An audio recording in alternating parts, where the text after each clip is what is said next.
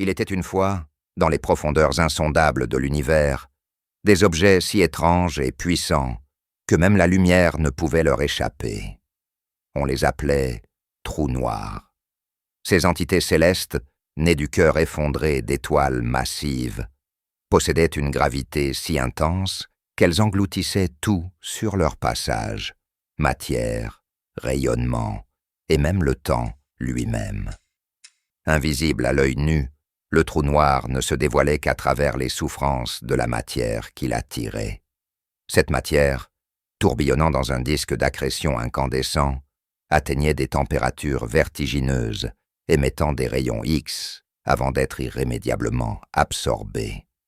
C'est ainsi que les astronomes, armés de télescopes sensibles à toutes les longueurs d'onde, traquaient ces monstres invisibles. L'idée d'un tel objet remonte au XVIIIe siècle, mais ce n'est qu'avec la relativité générale d'Einstein que leur existence prit forme scientifique. Et en 2016, l'univers murmura sa confirmation. Les ondes gravitationnelles révélèrent la danse mortelle de deux trous noirs fusionnant dans l'obscurité cosmique. Puis, en 2019, l'humanité posa enfin les yeux sur l'inimaginable, une image de M87, un trou noir supermassif au cœur d'une galaxie lointaine.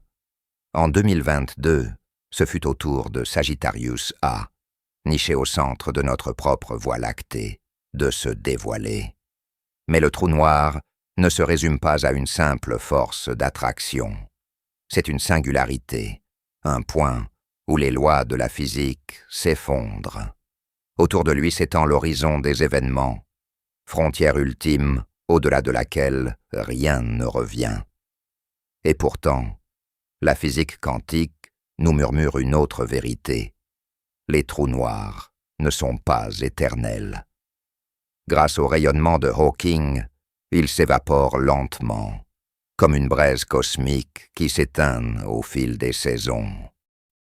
Lorsqu'une étoile massive, en fin de vie, s'effondre sous son propre poids, sa matière se contracte inexorablement jusqu'à se concentrer en un point infiniment petit, la singularité gravitationnelle.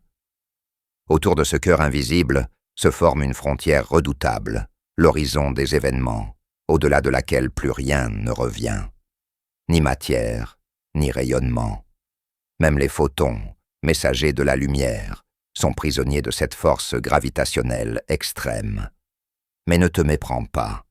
Un trou noir n'est pas un aspirateur cosmique. À distance, il exerce la même attraction qu'un corps de masse équivalente.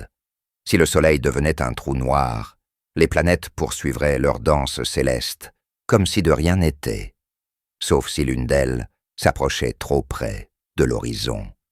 Il existe plusieurs types de trous noirs. Les stellaires, nés de l'effondrement d'étoiles massives. Les supermassifs, tapis au cœur des galaxies, pesant des milliards de fois la masse du Soleil. Les intermédiaires, plus rares, entre les deux extrêmes. Et les primordiaux, hypothétiques, qui auraient moré vu le jour peu après le Big Bang. Leur rayon est proportionnel à leur masse, environ 3 km par masse solaire pour un trou noir de Schwarzschild. Mais leur présence ne se révèle pas par leur apparence. Ils sont invisibles, elles se devinent par les effets qu'ils provoquent. Des étoiles aux trajectoires perturbées, des microquasars émettant des rayons X, des noyaux galactiques en furie. Autant de signes que quelque chose d'invisible, mais titanesque, est à l'œuvre. À la fin du XVIIIe siècle, alors que la gravitation universelle d'Isaac Newton dominait la pensée scientifique, une question audacieuse surgit. Existerait-il des astres si massifs que même la lumière ne pourrait s'en échapper? L'idée était fascinante, mais elle resta longtemps une simple curiosité théorique. Il fallut attendre le début du XXe siècle pour que cette intuition prenne corps. Avec l'avènement de la relativité générale, Albert Einstein bouleversa notre compréhension de l'espace et du temps. Peu après, Karl Schwarzschild, en pleine Première Guerre mondiale, trouva une solution exacte aux équations d'Einstein. Il mit en évidence un rayon critique, le rayon de Schwarzschild, au-delà duquel toute matière s'effondre irrémédiablement vers une singularité. Mais ce n'était que le début du voyage. D'autres esprits brillants, comme Georges Lemaître en 1938 et Kruskal-Szekeres en 1960, poursuivirent l'exploration mathématique de ces régions extrêmes. Et en 1939, Robert Oppenheimer, bien avant de devenir le père de la bombe atomique, interpréta ces résultats comme la preuve possible d'un effondrement gravitationnel, ce que nous appelons aujourd'hui un trou noir. Les années 1960 virent naître les premières théories solides sur ces objets invisibles. Puis, en 1971, le ciel parla enfin. Le satellite Uhuru détecta une source de rayons X nommée Sirius X1. Ce fut la première observation indirecte d'un trou noir, confirmant que ces monstres cosmiques n'étaient pas que des abstractions mathématiques, mais bien des réalités astrophysiques.